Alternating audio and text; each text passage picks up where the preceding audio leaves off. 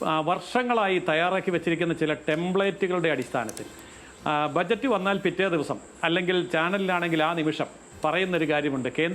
കേന്ദ്രം കേരളത്തെ അവഗണിച്ചു, കേരളത്തെ തഴഞ്ഞു എന്ന്.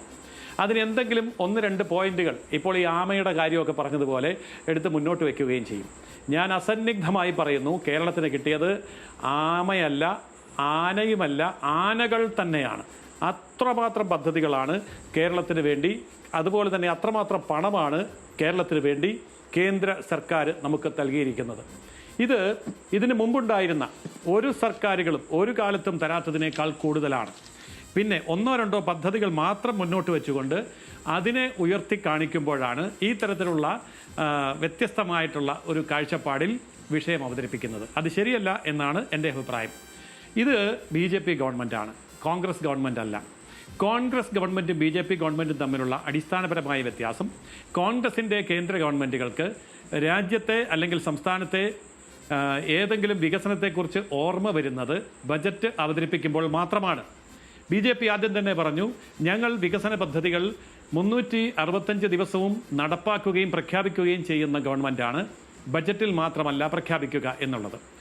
മലയാളികൾക്കറിയാം, 3 വന്ദേ ഭാരത് ട്രെയിനുകൾ കേരളത്തിൽ വന്നു. ഒന്നും ബജറ്റിൽ പ്രഖ്യാപിച്ചിട്ടല്ല.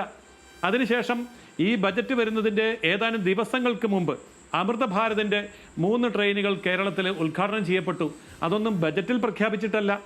അപ്പോൾ ബജറ്റിൽ പ്രഖ്യാപിച്ച് അല്ലെങ്കിൽ തെരഞ്ഞെടുപ്പിന് മുമ്പ് പ്രഖ്യാപിച്ച് ആ രീതിയിൽ രാഷ്ട്രീയം ഈ ബജറ്റിലേക്ക് കൊണ്ടുവരുന്ന ശൈലി BJPക്കില്ല. അത് BJPയും കോൺഗ്രസും തമ്മിലുള്ള വ്യത്യാസമാണ് എന്ന് നമ്മൾ കൃത്യമായി തിരിച്ചറിയണം.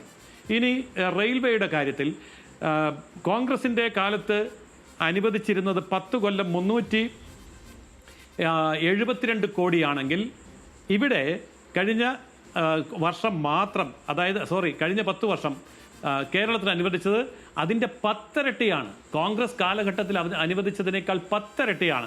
3795 കോടി രൂപയാണ് റെയിൽവേയുടെ കാര്യത്തിൽ കേരളത്തിൽ അനുവദിച്ചത്.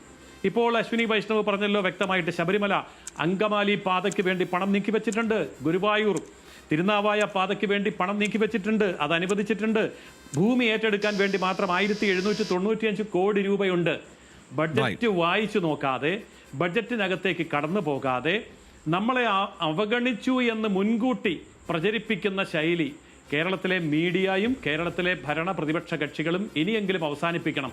അതുകൊണ്ടാണ് റെയിൽവേ മന്ത്രിക്ക് മുന്നോട്ട് വന്ന് ഈ കാര്യങ്ങൾ പറയേണ്ടി വന്നത്.